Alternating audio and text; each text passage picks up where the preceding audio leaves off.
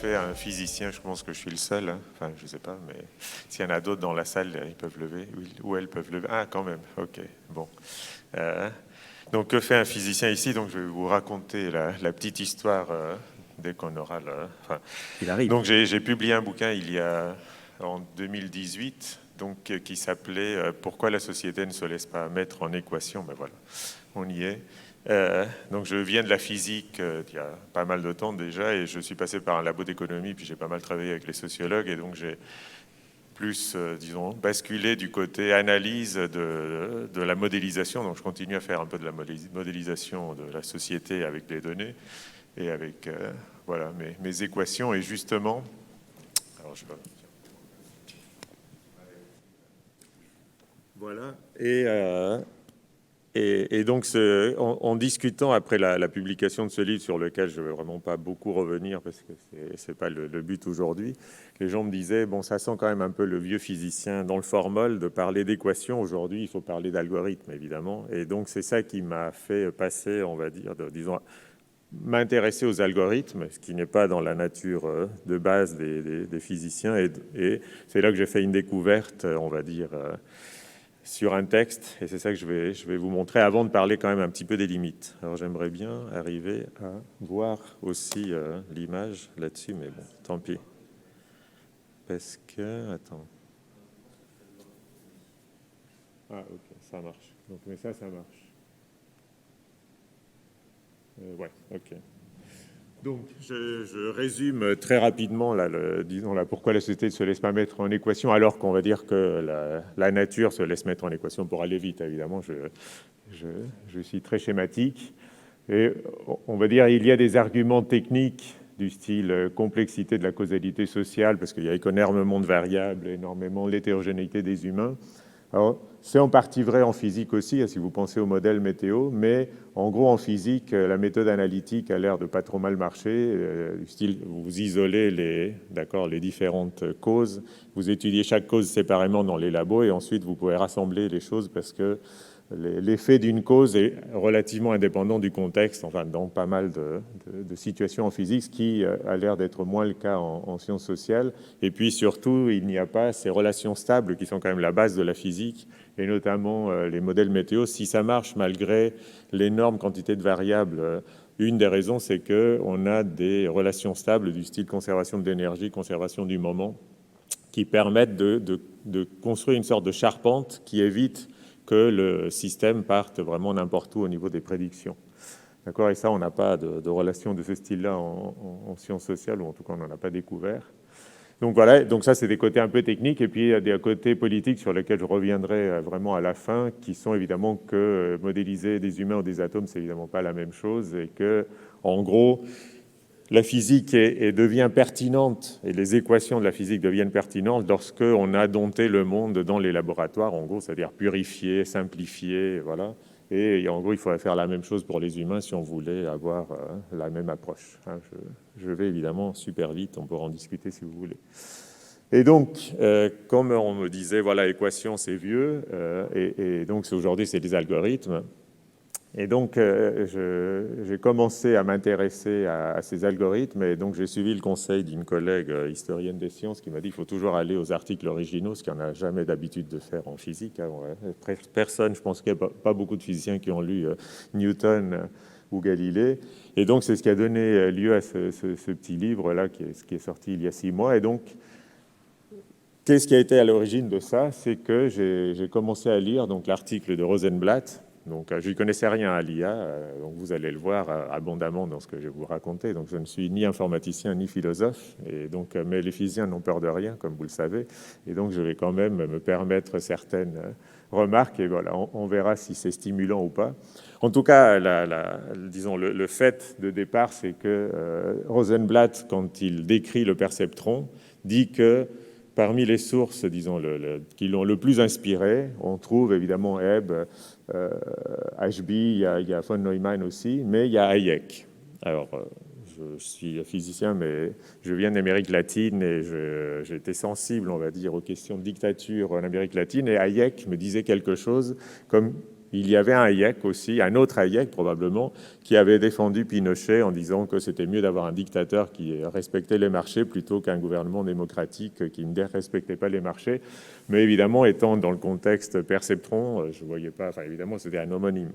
Sauf que j'ai vu, disons, je vais regarder la référence de Hayek et je vois que c'est une référence à un bouquin d'un certain F.A. Hayek. Donc là, ça commence à devenir très, très homonyme, très suspect. Mais c'est un bouquin quand même, vous voyez, de psychologie théorique. Et je commence à lire ça. Donc là, par contre, là, je savais que c'était le même Hayek que celui que je connaissais. Je ne voyais pas du tout le rapport entre le perceptron et Pinochet, on va pour aller vite. Mais le rapport passé par The Sensory Order, qui est un bouquin de psychologie théorique où le mot économie n'apparaît pas. Il n'y a rien sur l'économie. Et donc, je me suis dit, profitant, on va dire, de la liberté académique que nous offre le CNRS et le temps, de me plonger dans Hayek de manière tout à fait téméraire et ignorante. Si j'avais su dans quoi je mettais le doigt, peut-être que je... Voilà, mais en fait... Il y a des études hayekiennes, il y a des milliers d'articles sur Hayek, et je découvert ça un petit peu de manière naïve. Mais ça a fait quand même, ça a résonné dans beaucoup de choses sur la cybernétique, sur les systèmes complexes. Et à l'époque, j'étais directeur de l'Institut des systèmes complexes à Lyon. Et donc, j'avais un peu plongé dans cette histoire-là. Et donc, ça a résonné avec beaucoup de choses que je connaissais. Et donc, j'y suis allé quand même. Bien, donc la question c'est effectivement quel est le rapport entre le perceptron et Pinochet, et donc pourquoi The Sensory Order. Donc je vais vous raconter un petit peu le lien, disons, comment il se fait, et en quoi ça nous intéresse sur ce que c'est que l'IA, et est-ce qu'il y a un lien sur l'IA, les réseaux de neurones et le libéralisme ou pas. Et puis je reviendrai sur les limites, ou est-ce qu'il faut vraiment parler des limites après. Donc Hayek, pour ceux qui ne le connaissent pas, donc c'est un personnage fascinant, et dès qu'on parle de Hayek, souvent l'audience devient inflammable parce qu'il y a des gens qui adorent Hayek, même de gauche, etc., des gens qui détestent Hayek, et donc ça devient... Voilà, mais en deux mots, moi je le connaissais comme un économiste donc Nobel en 1974, et qui, il avait dit dans une interview à un journal chilien, en plus, il avait dit, je préfère Pinochet à Allende pour aller vite. Il avait même dit qu'en fait, on était beaucoup plus libre sous Pinochet que sous Allende, des choses de ce style-là. Et donc la question, c'est est-ce que c'est un accident historique, cette histoire-là, ou est-ce qu'il y a une logique plus intéressante ? Donc si je le présente, c'est que je pense qu'il y a quand même une logique intéressante, évidemment. Donc Sensory Order, c'est quoi? C'est un livre assez pénible à lire, pour moi en tout cas, mais en tout cas, il n'y a aucune allusion à l'économie. Alors, je vous fais un petit peu un parcours rapide. Hayek, donc c'est un économiste qui a hésité longtemps entre l'économie et la psychologie. D'ailleurs, il a 2 doctorats. Et il avait fait, dans les années 20, un stage dans un labo d'anatomie du cerveau, et il avait écrit un mémoire sur le cerveau. Et après, il a laissé tomber ces choses-là, et il est parti vraiment dans l'économie. Et quand est-ce qu'il revient à ces histoires de psychologie théorique? C'est au moment de ce qu'on a appelé la controverse sur le calcul socialiste, donc c'est les années 30-40.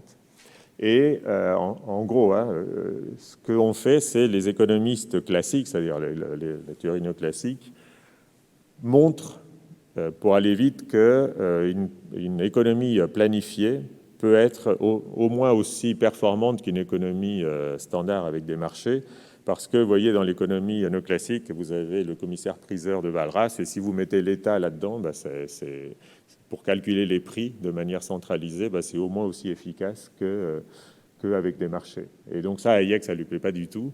Et donc ce qu'il va faire, c'est en gros refonder toute l'économie pour la rendre imperméable à ce genre d'arguments, pour éviter, résister à la tentation planificatrice. Et il le dit de manière un peu cryptique, vraiment dans les premières pages de Sensory Order, il dit, donc c'est la préoccupation avec la théorie sociale et sa logique qui m'a forcé à réexaminer systématiquement mes idées sur la psychologie théorique. Donc il y revient poussé par cette bataille autour de l'économie planifiée, ce qui était en vogue à ce moment-là, parce qu'il y avait la planification soviétique, il y avait aussi la Première Guerre mondiale qui avait donné avait montré que la planification pouvait être efficace.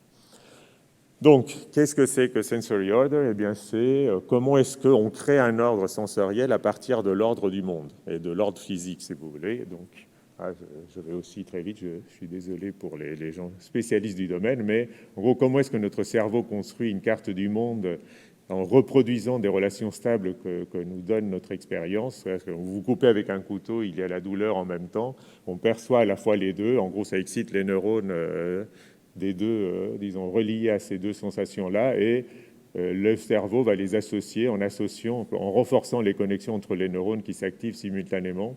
Et il dit, voilà, c'est par exemple une hypothèse essentielle pour rendre compte des réflexes conditionnés de Pavlov qui était à cette époque-là. Et donc, c'est cette vision connexionniste, vous connaissez, qui a inspiré Rosenblatt, et d'où la citation, en fait. D'accord? Donc, Rosenblatt cite cette sensory order parce que sensory order, c'est une vision connexionniste du cerveau. OK? Bon, la question, c'est... alors, pardon, je vais un peu vite, et puis surtout, ça va dans le mauvais sens, ces trucs-là. Hop. Voilà. Donc la question, c'est maintenant comment est-ce que, à partir de ça, on remet le Hayek du néolibéralisme pour aller vite. Donc, ce qui est intéressant, c'est que pour Hayek, c'est vraiment l'ignorance. Disons, il en tire de cette hypothèse connexionniste, il en tire l'idée que c'est l'ignorance qui est au cœur de la société, de l'ordre social et de l'économie. Donc pourquoi? Deux arguments rapides. C'est un, que les cartes personnelles développées par ce cerveau connexionniste de différentes personnes sont similaires, parce que le monde physique est similaire, mais elles ne sont pas identiques, parce que chacun a fait ses propres expériences, et comme son cerveau a été configuré progressivement, et que la configuration différente du cerveau fait interpréter différemment différentes expériences, eh bien en fait, ça fait que des individus sont un petit tous différents, hétérogènes et quelque part isolés aussi, et que toutes les connaissances étant des connexions, même en fait les connaissances qu'on a de soi-même, enfin, restent tacites et même inconscientes. Donc, ça, disons, ces cerveaux connexionnistes produisent des êtres ignorants, on va dire, pour aller vite.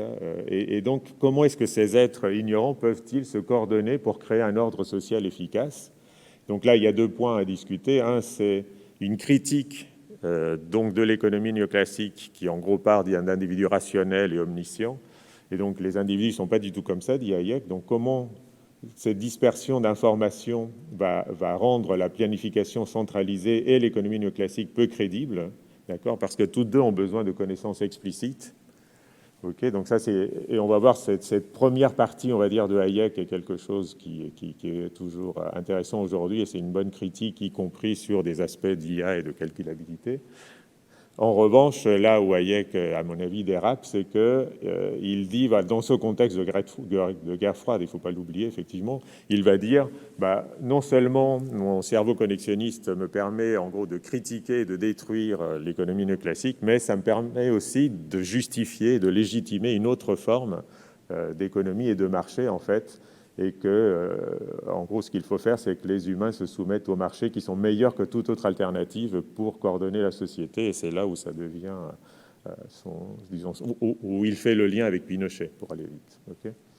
Donc, sur le premier versant, sur le côté ignorance au cœur de la vie économique, donc il n'est pas le seul, évidemment, à l'époque, il y a Keynes, il y a Knight, il y a Polanyi, enfin, voilà, il est dans il n'est pas tout seul à parler disons, de la composante ignorance et incertitude sur l'économie, mais si vous voulez une phrase typique de Hayek qui est assez hypnotique à lire, moi j'ai trouvé ça en lisant Hayek, bon, vous pouvez déraper aussi rapidement, enfin je trouve que c'est assez fascinant à lire, mais il faut vraiment se méfier. Il dit par exemple des choses: Before we can explain why people commit mistakes, we must first explain why they should ever be right. Et donc, c'est des choses de ce style-là où souvent, voilà, au lieu de les économistes disent, voilà, les êtres humains sont comme ça, comme ça, comme ça.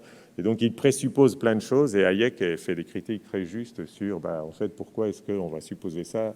C'est plutôt le contraire, en fait. Et donc, l'économie, c'est une coordination nécessaire pour pallier à cette ignorance dont j'ai déjà dit qu'elle est au cœur de l'économie parce qu'on ne sait pas ce que veulent les consommateurs, la qualité de tel produit, etc. etc. Donc cette critique, à mon avis, est très juste. Et en fait, c'est vrai que les instruments réels des économies modernes, du style la marché, concurrence, les prix, sont justement utiles parce que l'ignorance est profonde, en fait. C'est-à-dire que non seulement on ignore des choses, mais on ignore qu'on les ignore. Et donc, ces outils-là sont des outils de tâtonnement et de découverte. Et c'est assez intéressant, je pense aussi, tout un côté sur la formalisation.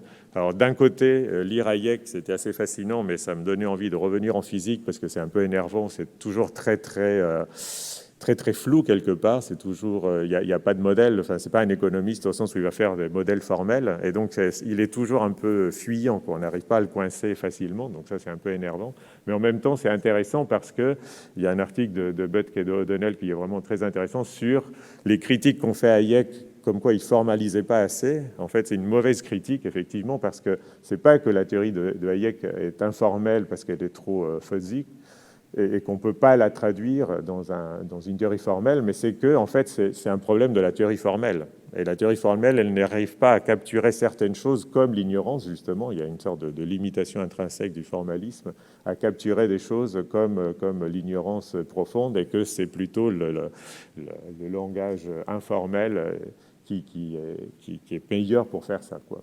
Okay.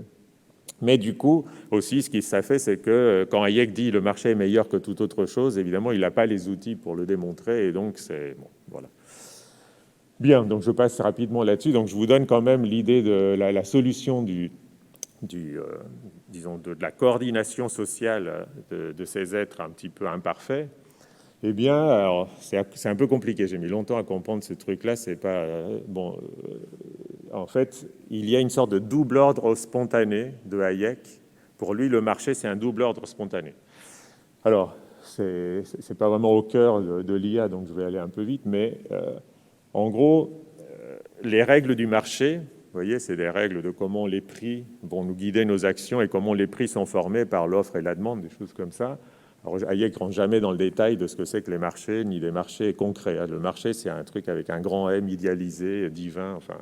Bon, mais ces règles du marché, elles sont capables de coordonner de manière spontanée des individus ignorants, parce que, vous voyez, dans cette société complexe où vous devez avoir énormément de connaissances pour produire le moindre objet, ces ordinateurs et tout, donc personne n'a cette connaissance-là, il faut coordonner ces individus-là, et le marché, c'est grâce à ces règles de marché, vont en gros conduire ces individus-là vers une bonne solution de coordination de manière spontanée. En fait, les individus n'ont même pas besoin de réfléchir, il suffit juste qu'ils obéissent aux signaux émis par le marché, notamment les prix.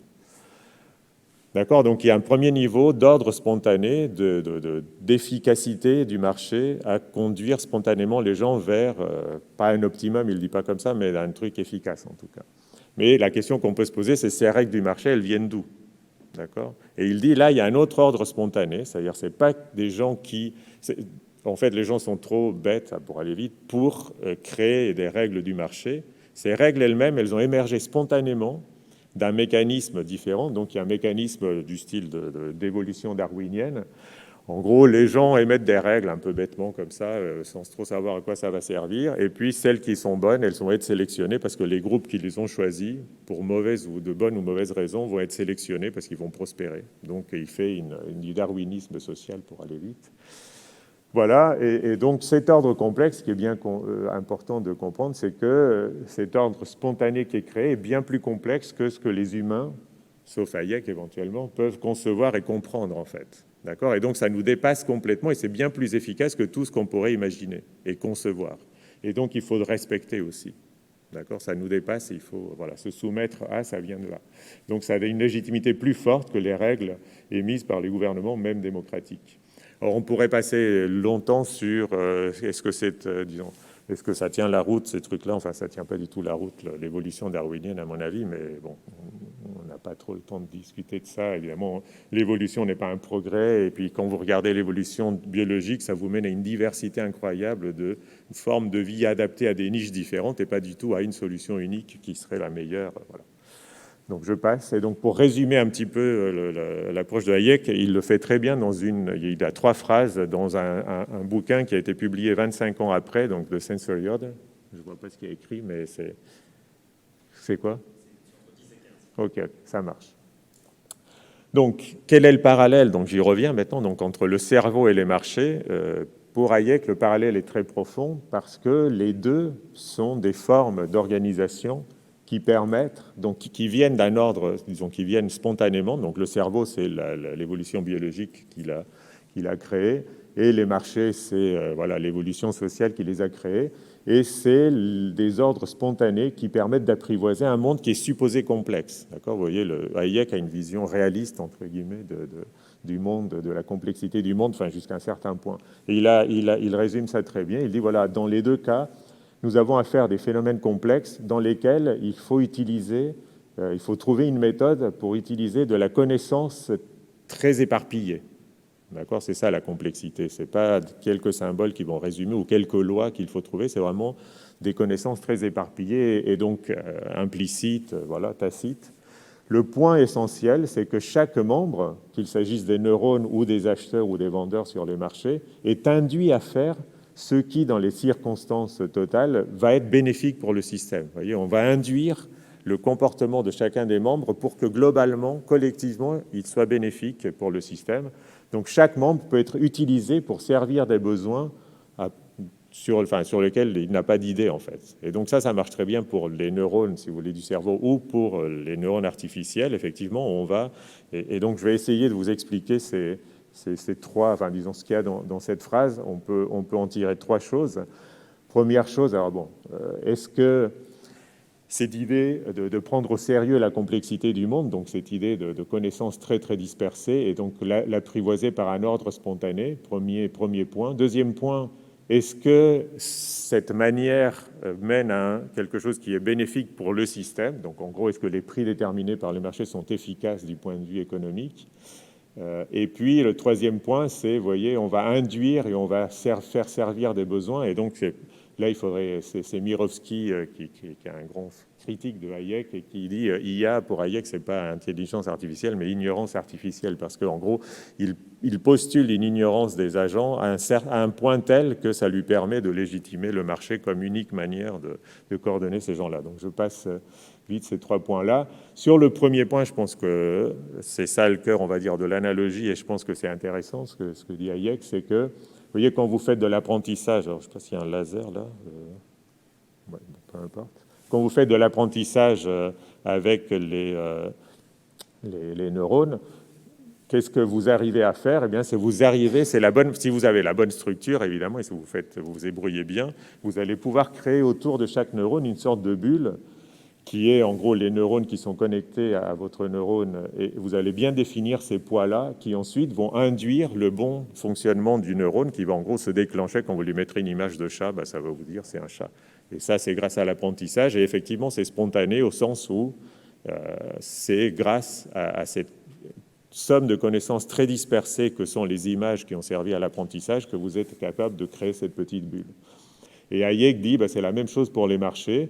Grâce à différents types de marchés sur lesquels il passe pudiquement pour ne pas compromettre sa belle construction idéale, il dit voilà, les marchés vont vous fixer des prix, et une fois que les prix sont fixés, eh bien l'agent qui est au centre de la bulle, comme le neurone, en fait, il n'a plus qu'à faire bêtement, à obéir au signal prix, si vous voulez. Et donc ça va vous donner un ordre efficace.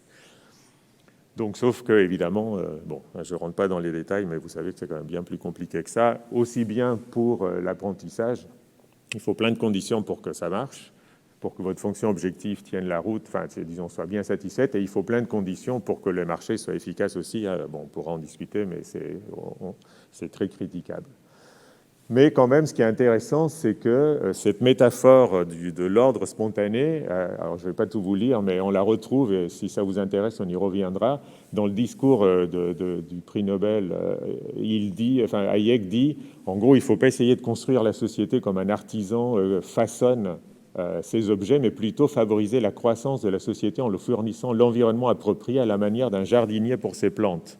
Donc, en gros, la société, c'est une plante et il faut juste nourrir et donner le bon environnement pour qu'elle pousse toute seule. Et Pedro Domingos, là, qui est un des spécialistes de réseaux de neurones, il utilise exactement la même métaphore. Il dit, alors que la programmation classique, comme les approches des ingénieurs, doit tout construire à partir de zéro, l'apprentissage s'apparente davantage à l'agriculture qui laisse la nature faire la majeure partie du travail. Donc, il y a cette vision d'une complexité, une épaisseur du monde, je ne sais pas trop comment la caractériser, du vivant et du social qui dépasse largement tout ce qu'on peut concevoir. Et donc ce côté foisonnant, et que les instruments comme les réseaux de neurones ou comme le marché ou comme cette vision du jardinier et qu'on retrouve aujourd'hui avec la mutation écologique chez des philosophes comme Baptiste Morisot qui est quelqu'un de très intéressant et qui utilise très très fortement ces idées de spontanéité et d'épaisseur du vivant. Sauf que, donc, comme je le dis ici, Hayek aseptise au fond la complexité du monde parce qu'il suppose qu'il y a un environnement approprié pour toutes les plantes, tous les climats et tous les terrains, qui est le marché. Et donc finalement, Hayek aseptise quand même un peu trop la complexité du monde à la fin. Bon. Parce que effectivement, donc, est-ce qu'on a des preuves pour dire que c'est bénéfique pour le système, pour les réseaux? Donc, on a on sait qu'il y a du bricolage et que voilà, il y a plein de conditions. Pour les marchés, eh bien, voilà, on sait que vraiment c'est beaucoup plus compliqué que ça, et donc je passe pour avoir du temps sur la fin. Et puis cette idée de politique, disons, d'ignorance artificielle, c'est, voilà, vous voyez, le parallèle est très clair dans la phrase de Hayek, les individus, c'est comme les neurones, ils doivent obéir à ce dessein extérieur sur lequel ils n'ont rien à dire. Hein, c'est comme, voilà, cette fonction objective qui est fixée, qui serait celle du marché, on va dire, c'est en gros, leur liberté, le libéralisme de Hayek est quand même un peu étrange parce que la liberté ne peut être étendue de l'utilisation des connaissances dans la société à l'utilisation des connaissances sur la société. Foucault parle à un moment de la main invisible de Smith et qu'on a beaucoup insisté sur la main et donc que cette main divine, en gros, qui allait faire mener les gens vers le bon choix. Et Foucault parle, il dit, c'est aussi important de voir l'invisibilité. Parce que cette main invisible, ça veut dire que les gens, il ne faut pas qu'ils essayent trop de comprendre et de croire qu'ils ont compris, parce que sinon, ils vont construire des trucs et ils vont détruire l'ordre libéral, quoi. Et ça, je trouve que c'est bien cohérent avec ce que dit Hayek. Et donc, Hayek a des formulations tout à fait claires. Hein. C'est la soumission des hommes aux forces impersonnelles du marché qui, dans le passé, a rendu possible la croissance d'une civilisation qui, sans cela, n'aurait pu se développer. Donc, c'est assez, disons, voilà, il n'y a pas... Voilà le lien, on va dire, entre Pinochet et le perceptron, si vous voulez. Hein, passant par Hayek, c'est cet ordre spontané est meilleur que tout ce qu'on peut imaginer. Hein, l'IA connexionniste est meilleure que l'IA symbolique, hein, pour revenir dans des termes. Et donc, il ne faut pas essayer de construire, il faut se soumettre à ces ordres spontanés, sinon on va faire des bêtises. Bien. Et donc, pour conclure avant de passer aux limites, donc Hayek, je pense que c'est une bonne critique vraiment intéressante disons que l'économie c'est l'ignorance, c'est une bonne critique de l'économie néoclassique et on va dire de la planification soviétique de base. Mais après, quand il essaye de construire, voilà, ça dérape un peu vers le libéralisme autoritaire où les humains sont les neurones qui en gros n'ont rien à dire. Alors, on peut faire ça. On pourra en discuter. Il y a trois visions du monde, si vous voulez, la moderniste, la complexe, et alors j'essaie de parler de la vision palpitante qui serait plus celle de philosophie du style de John Dewey ou du pragmatisme, mais bon, je n'ai pas le temps d'en discuter là. Mais ce que je voulais dire, c'est pas parce qu'il y a cette connexion, on va dire, entre Hayek, le néolibéralisme et les IA, que l'IA, c'est vraiment du libéralisme. C'est pas ce que je suis en train de dire. Il y a cette source commune, mais les IA, c'est vraiment, je pense, lié au modernisme et pas forcément au libéralisme. Au modernisme, je veux dire quoi? C'est centralisation de données et puissance de calcul. Donc le modernisme, c'est le contrôle du monde par la centralisation et le passage par les labos. Et donc l'IA se prête très bien à ça, mais pas forcément, pas seulement au libéralisme. Donc, pour finir, qu'est-ce qu'on peut tirer de tout ça au niveau du sujet du colloque? Parce que c'était pas forcément le colloque, n'était pas IA et libéralisme, donc c'est gentil de m'avoir invité sur ce sujet-là, mais donc je me suis dit, je vais quand même essayer de dire deux mots sur les limites à partir du texte que vous aviez écrit. Donc, alors c'est un petit peu provocateur ce que je vais faire là, mais en gros c'est de dire que j'aime pas du tout cette histoire de limite et de voilà, je trouve ça un peu voilà, j'aime pas cette attitude presque, je vais dire. Alors, ok, on peut trouver plein de critiques à l'IA, il n'y a pas de doute. Donc c'est un terme parapluie pour profiter des succès des images sur certains systèmes cadrés, on va dire comme les images, les jeux. Il y a plein de limites pratiques, hein, on les connaît sur ajustement, la fragilité qui fait que ça limite beaucoup les applications de sécurité et tout ça. C'est pas l'intelligence humaine, il n'y a pas de corps, enfin tout ce que vous voulez, il y a plein d'arguments qu'on peut trouver comme ça, mais ce qui me semble peut-être plus intéressant, c'est d'abord que de toute façon c'est quelque part absurde de comparer l'IA à l'intelligence humaine, parce que c'est pas le but en fait. Enfin, il me semble, on a déjà l'intelligence humaine, donc pourquoi essayer de limiter? C'est l'IA à d'autres buts. Et après, cette idée d'échapper par nature à l'intelligence artificielle ou échappe au calcul, Enfin, voilà, ce que ça suscite en moi, c'est vraiment des réactions à chaud pour provoquer et discuter un peu. C'est que j'aime pas cette idée de mettre des limites a priori à l'inventivité humaine. Et donc, c'est un petit peu, disons c'est un argument proche de ce que vous disiez sur le côté ontologique de l'autre et du calcul, quoi. C'est-à-dire, en gros, c'est se fier et déléguer à la nature ou à un truc ontologique quelque chose qui en fait est de manière intrinsèquement mouvante, quoi. Et donc moi je ferai pas confiance à la nature ou à quoi que ce soit pour me garantir quoi que ce soit. Donc c'est une sorte de tactique défensive et du coup un peu fragile, et je pense qu'il vaut mieux changer la question et en faire des questions épistémiques et politiques. Alors, combien de temps il me reste? 3 minutes, ou je peux prendre 1 minute pour parler du tigre? Ok. Alors, pourquoi je montre ce tigre tout d'un coup, c'est que si je dois résumer le travail sur la physique que j'ai fait avec des sociologues essentiellement, une bonne image qui a été faite en discutant, par exemple avec Bruno Latour, donc tiré en gros de la socio des sciences, c'est que quand vous faites une explication en physique, ou en sciences en général, construire une explication en physique, c'est comme transformer un tigre sauvage sautant dans la jungle en un tigre dompté qui saute dans un cerceau de feu dans un cirque. Pourquoi donc, on sélectionne et on stabilise une partie des sauts potentiels du tigre sauvage par un investissement qui est lourd en équipement et en institutions, c'est-à-dire vous passez par le labo. Pourquoi j'aime bien cette image-là? C'est parce que il me semble qu'elle garde la bonne tension et la bonne distance entre cette idée de découvrir le monde où la nature est déjà faite comme ça, où en gros il y a une distinction ontologique entre ce qui est calculable et pas. Et donc, ça garde bien l'idée que c'est jamais le tigre sauvage qu'on explique, mais c'est toujours le tigre dompté. Donc, il faut le dompter, mais c'est quand même le tigre, d'accord? Donc, ça reste un tigre. Et donc, ça garde bien cette tension entre la distance entre le monde en soi, etc., que personne ne connaîtra jamais, donc qui ne sert pas à grand-chose, et l'idée du tigre qu'il faut dompter. Et ça, c'est très créatif et très difficile. D'accord? Vous ne domptez pas tous les tigres, vous ne domptez pas tous les animaux, et donc il y a un vrai travail qui peut louper, et ça, c'est le travail de recherche quand même. Et je viens quand même du labo en physique, et je sais ce que c'est, donc ça me parle bien.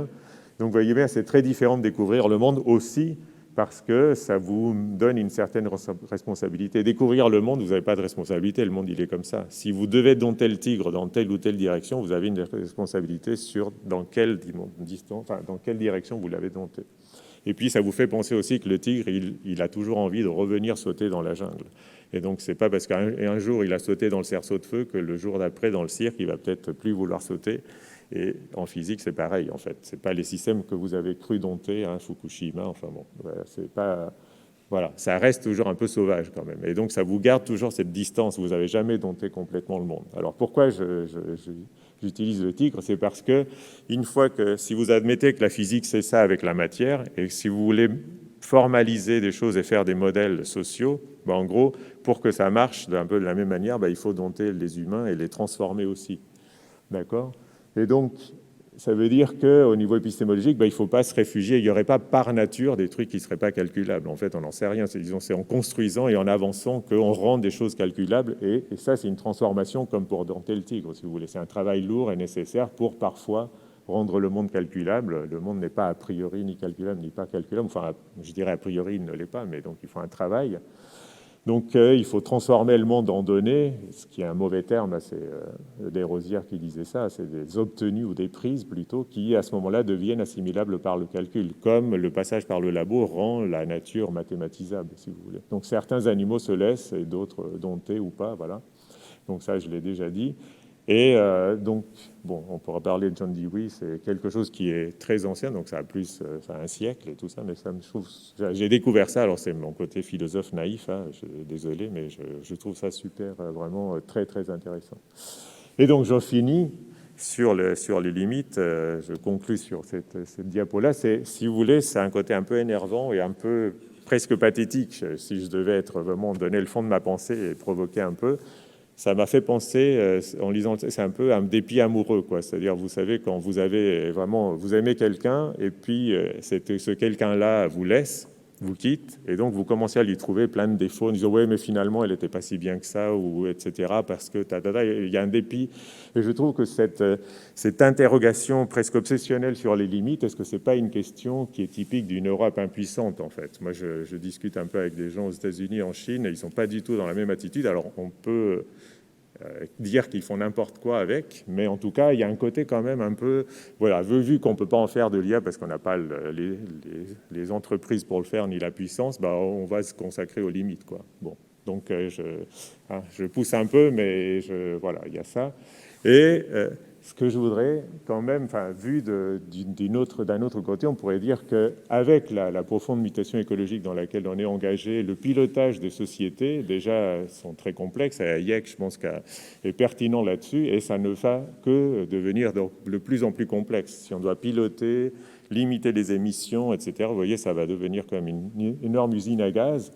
Et donc, est-ce que l'IA, on peut s'en passer, en fait? C'est-à-dire, je suis tout à fait d'accord sur l'idée que les États totalitaires vont nous contrôler via la centralisation accrue. Et l'IA, c'est ce que je disais, c'est moderniste, donc ça permet au centre de mieux contrôler le monde. Donc, on est bien d'accord là-dessus.